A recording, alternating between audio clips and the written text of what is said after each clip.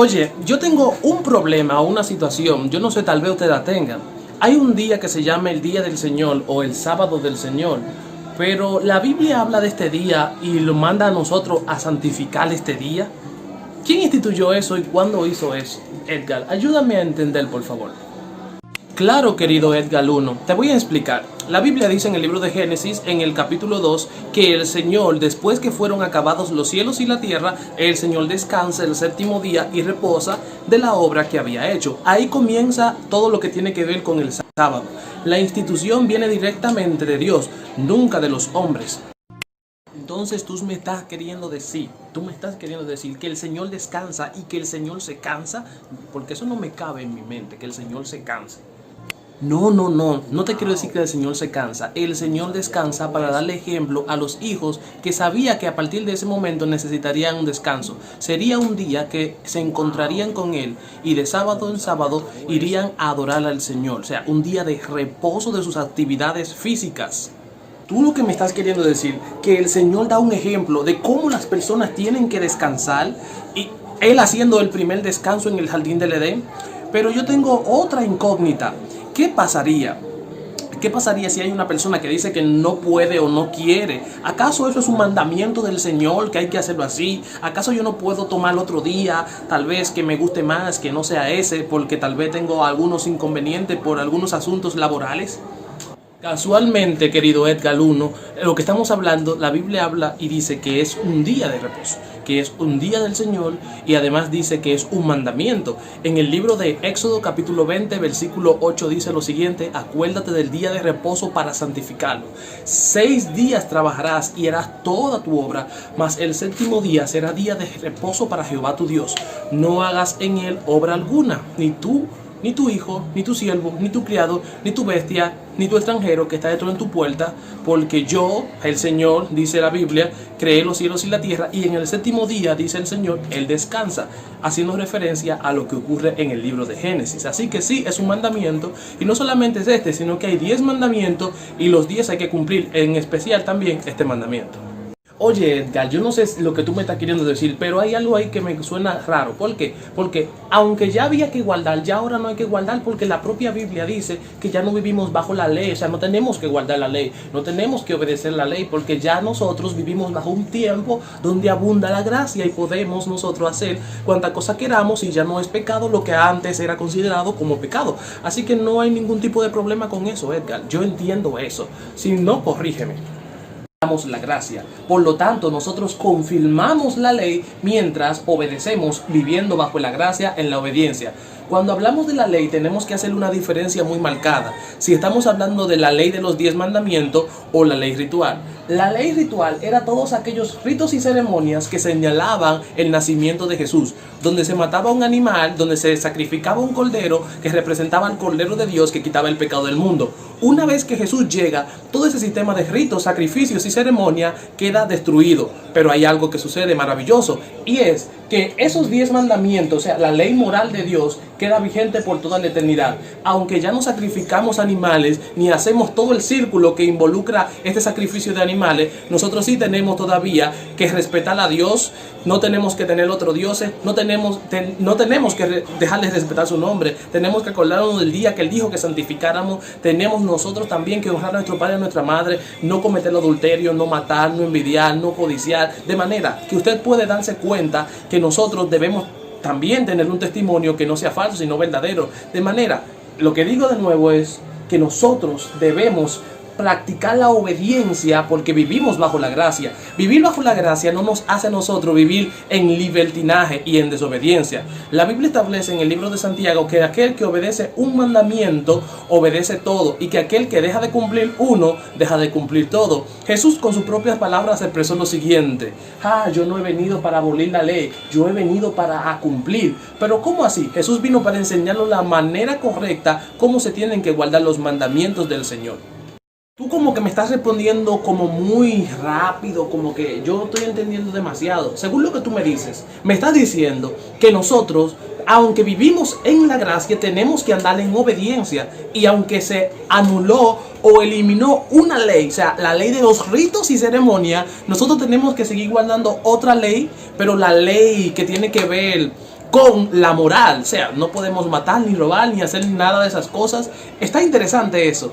Pero, y que Jesús también dijo que nosotros teníamos que guardar esa ley. Interesante, pero te tengo versículos problemáticos, Edgar.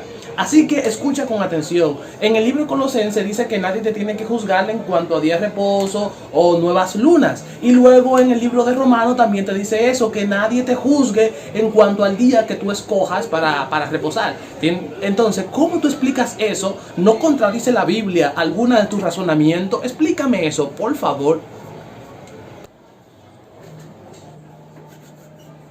Es bueno que menciones este texto, porque un texto fuera de contexto es un pretexto para justificar nuestros propios prejuicios personales e ideas que nosotros hemos aprendido.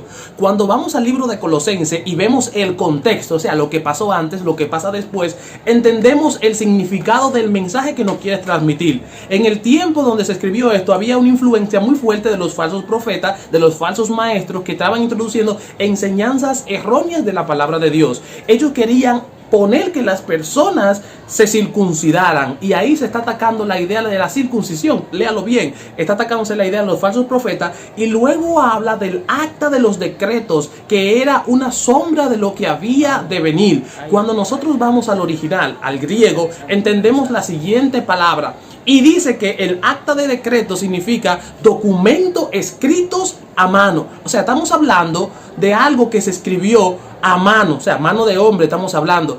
Pero cuando vamos a los 10 mandamientos, entendemos que los 10 mandamientos no se escribieron con mano de hombre, sino que se escribieron con la mano de Dios. O sea, fue Dios quien escribió los 10 mandamientos. Así que debemos saber que cuando estamos viendo el libro de Colosenses, no estamos hablando de los 10 mandamientos, sino que estamos hablando de la ley ritual, de los ritos que involucraban la circuncisión. Cuando avanzamos más para adelante, encontramos la siguiente idea. Encontramos que ellos señalan días en plural, así más de uno, y luego días de fiestas o sábados. ¿Por qué hace esto? Porque había sábados que eran ceremoniales, que pertenecían a la ley ceremonial, no a la ley moral de los 10 mandamientos. Y aunque esta ley ritual se destruyó y ya, porque era una sombra de lo que había de venir, todavía queda la ley de los 10 mandamientos, que permanece para siempre, porque da la estabilidad entre los que son cristianos y los que son mundanos. La ley nunca te puede salvar, pero te enseña dónde tú estás mal, para que tú mismo reconozcas por ti mismo cuáles son tus deficiencias y comiences a abandonar el pecado. No debo robar, lo ves en la ley. No debo matar, lo ves en la ley. No debo cometer idolatría adorando imágenes, lo ves en la ley de los 10 mandamientos. No debo deshonrar a mi padre y a mi madre, lo veo en la ley de los 10 mandamientos. La ley de los 10 mandamientos no me salvan, pero sin embargo me enseña mi pecaminosidad y me llevan a Jesús para salvar. Nunca fue el propósito de la ley salvar a nadie. La Biblia establece eso con claridad, pero sin embargo nos enseña dónde estamos mal para que nosotros podamos ser salvos. Muy bueno todo eso que acabas de decir, Edgar. De verdad, excelente. De verdad, me quedé encantado. Pero hay algo, ya que tú mencionas a Jesús y que vino a enseñarnos cómo teníamos que guardar los mandamientos, hay algo que me queda aquí en la mente. Jesús andaba sanando a los enfermos en sábado.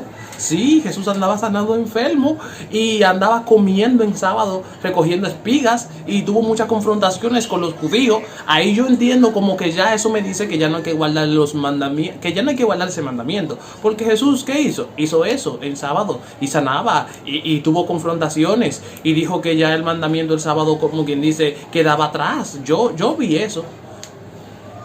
Muy bueno que menciones eso. ¿Por qué? Porque los escribas y los fariseos tenían una comprensión equivocada de las Sagradas Escrituras en aquel momento. De manera que hubo una ocasión que Jesús le decía: escudriñe las Escrituras. ¿Saben por qué? Porque ellas son las que dan testimonio de mí. Cuando nosotros dejamos que los conceptos y prejuicios humanos se arraiguen en nuestra mente, tendremos problemas, así como los escribas y fariseos.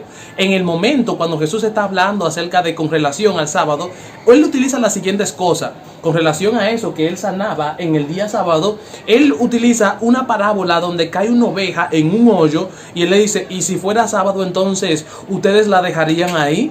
Entonces ellos dijeron, claro que no. Entonces Jesús le dice, por cuanto vale más la vida de un hombre, así es permitible hacer bien en sábado. ¿Vamos entendiendo la idea? Jesús está diciendo que es permisible hacer bien en sábado. Ellos habían dejado el bien. Aparece otra vez Jesús hablando acerca de la obra misionera, o sea, el trabajo de predicación en el día de reposo, y ellos habían dejado. Jesús les tuvo que decir, mi padre está trabajando y yo también trabajo. O sea, en el día de reposo hay cosas que son permitidas como esta. Número 1, la sanación de los enfermos, o sea, hacer el bien a las personas. Número 2, el trabajo misionero. Número 3, aparece Jesús yendo a la sinagoga en el día de reposo y leyendo las escrituras. Aparece eso, y aparece también comiendo Jesús.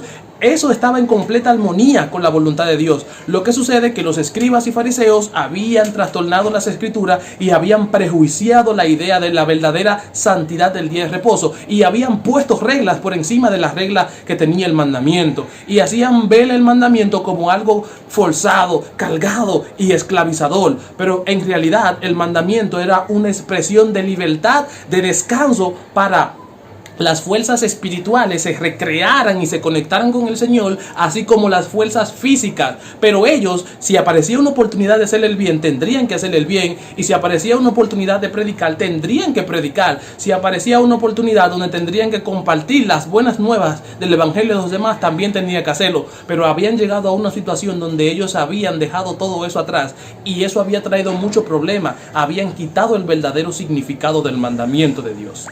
¡Wow, Edgar! Tremendo e importante lo que acabas de decir. Ahora entiendo el verdadero significado de aquel versículo que se encuentra allá en Isaías, que dice lo siguiente, que nosotros debemos no hablar nuestras propias palabras ni andar en nuestros propios caminos. Pero eso no es exoneración para hacer el bien, ni tampoco para nosotros dejar de llevar el evangelio, que eran los prejuicios. Estaban bien prejuiciados esa gente, dejando de llevar el evangelio porque era sábado. Eso está mal. Dejar de comer porque era sábado está mal, y poner las reglas encima del mandamiento. El mandamiento estaba bien, pero lo que estaba mal era su idea de comprensión del mandamiento. Como en la actualidad el mandamiento sigue estando ahí, porque nosotros no robamos, es verdad, nosotros no matamos, nosotros no cometemos adulterio, no cometemos imágenes. Pero hay algo, Edgar. Aparece en la Biblia que Jesús dijo lo siguiente, y Jesús divide la ley en dos: amor a Dios y amor al prójimo. ¿Qué tú me tienes que decir de eso? Amor a Dios y amor al prójimo. Dice que nosotros debemos solamente amar a Dios y amar a nuestro prójimo como nosotros mismos, y ya no tenemos que guardar la ley. Yo leí eso. Interesante que menciones eso, querido Edgar. ¿Sabes por qué? Porque toda la Sagrada Escritura, el mensaje de la Biblia es amor. Todo lo que envuelve las sagradas páginas de la Biblia está involucrado con el maravilloso mensaje de amor. Cuando leemos las Sagradas Escrituras, encontramos que Jesús hace una especie de PowerPoint que nos dirige a los 10 mandamientos. Pues él mismo había dicho que no vino a anular ni a abolir, sino vino a cumplir, y que mientras pase el cielo, la tierra, ni una tilde ni una jota va a ser quitada de la ley. Pero luego aparece lo siguiente, que Jesús dice que solamente hay 2 mandamientos: amor a Dios y amor al prójimo. Jesús no anuló los 10 mandamientos, él confirmó esos 10 mandamientos. ¿Por qué? Los 4 primeros mandamientos reflejan el amor a Dios. Es un tipo de PowerPoint que está haciendo un resumen de esos 10. El amor a Dios. Los otros 6 mandamientos reflejan el amor hacia el prójimo. Cuando vemos esa L, amor a Dios, amor al prójimo, entendemos lo siguiente: si amo a Dios con todo mi corazón, ¿sabes qué? Yo no voy a tener otros dioses, no voy a adorar imágenes, no, eso es idolatría, no voy a irrespetar su nombre, y no voy a adorar a Dios en otro día que Él no dijo que adoraran. Además de eso, la Biblia establece también que si yo amo a mi prójimo, yo no deshonro a mi madre, yo no robo, no cometo adulterio, no mato, no envidio, etcétera. Todo eso nosotros vemos que los primeros 4, amor a Dios, los otros, amor al prójimo. De manera que la ley expresa un sentido de libertad y de amor. Nunca nos podrá salvar pero sí nos enseña dónde estamos mal para que nos lleve a aquel que nos puede salvar. El que ofende en un mandamiento, ofende en todos los mandamientos. De manera, no estamos defendiendo el sábado, estamos defendiendo la ley de Dios. Y la ley de Dios no es esclavizatoria, como muchas personas han dicho. Vivimos en la gracia, haremos lo que quiera. No, la gracia es una confirmación para andar en base a la libertad, no en el libertinaje. En el libertinaje vive el mundo, nosotros vivimos en la expresión de la libertad. La libertad de Dios tiene límites que nos protegen a nosotros y mantienen la armonía con Él y la armonía con nuestro prójimo. Así que la reflexión es la siguiente: no importa de qué iglesia, religión o donde vayas, es a reflexionar sobre qué estoy haciendo yo para hacer las cosas que le agradan al Señor. ¿Estoy actuando en obediencia o estoy actuando en base a lo que otros me dicen? ¿Qué opinas tú? ¿Todavía debemos guardar este día de reposo o no debemos guardar? Dios te bendiga. Espera el siguiente video y aquí suscríbete para aprender más con nosotros.